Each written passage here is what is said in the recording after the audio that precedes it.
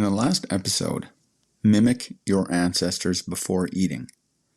I suggest using what are currently being called exercise snacks. Today, it occurred to me that I might not have gone into enough detail, and you might go just a little bit overboard with it. So today, I'm going to clear that up for you. Hey there, it's me, Core, and you're listening to Exercising Self-Control from Fitness to Flourishing. If you need to recap, check out that episode. Broadly speaking, the idea is that you exercise 2 to 3 minutes just before you eat to tap into our evolutionary development of effort and then reward. So instead of just eating whenever we feel hungry, we will earn our meal just like our ancestors used to. And that changes the relationship that we have with movement itself and the food that we're eating. I'll give you some suggestions, repetitions, exercises. What I forgot to mention is that you do not want to be doing this day after day and meal after meal at a level that makes you feel like that was an entire workout. The intensity shouldn't be too high. Now, there's a method called Grease the Groove that was developed by Pavel Tsatsouline. He popularized kettlebell training in the West and is the founder of a company called Strong First, and it's a fitness education training company. And with Grease the Groove, the idea is that you do sub-maximal sets of an exercise over the course of a day, from as few as 3 to 4 to as many as 10 plus, depending on obviously the exercise you're doing or the opportunities that you have to do the exercise. Here's how Grease the Groove works. You would pick one exercise and you would do this exercise, like I said, 3, 4, maybe even 10 plus times a day, as frequently as 4 to 6 days during a week. And this would be on top of your normal workouts. Now here's the interesting thing.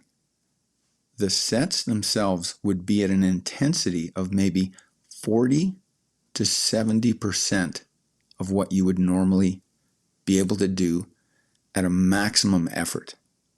So let's say that you can do 16 push-ups, and that's with great form, go all out, 16 push-ups, that's it.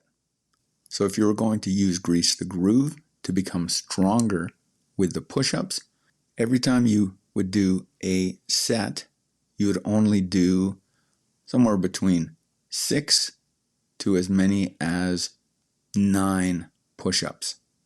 That would be right around that 40 to 70%. I didn't whip out my calculator. If my math is off, you can call me on it. In between each of those sets over the course of a day, it would be as little as maybe an hour or as much as 3 hours. This type of training improves neuromuscular efficiency. It's not about building bigger muscles, but it gets the nervous system to be more effective at recruiting muscle, the muscle cells themselves, for that particular movement, in this case, push-ups. So to put it one way, you are actually increasing the skill of the exercise. In fact, Strong First, Pavel Tsatsouline's company, has the slogan, "Strength is a skill." This is the mentality that I would like you to have and use when you are doing those exercise snacks.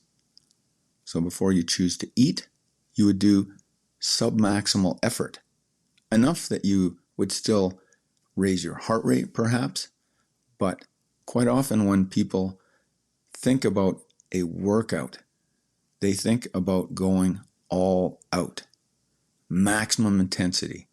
You'll see it often. It's popularized online, videos. People are sharing photos of their sweat angels after they've sprawled on the floor. They gave it their all. This is not an intensity level that you can maintain from workout to workout to workout. You need to approach those levels strategically.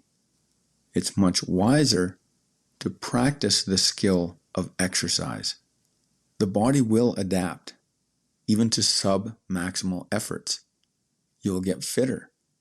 And then there's a level at which you will then start to feel this is too easy. And then you can take it up a notch or two. It has to do with more about the body learning how to move efficiently and that neuromuscular adaptation. I wanted to make that clear in regard to exercising before your meals and your snacks, if you do decide to use that method, which I hope you do. You can imagine that the goal, again, thinking back to our ancestors, was not to run and run and run in order to become as fatigued as possible.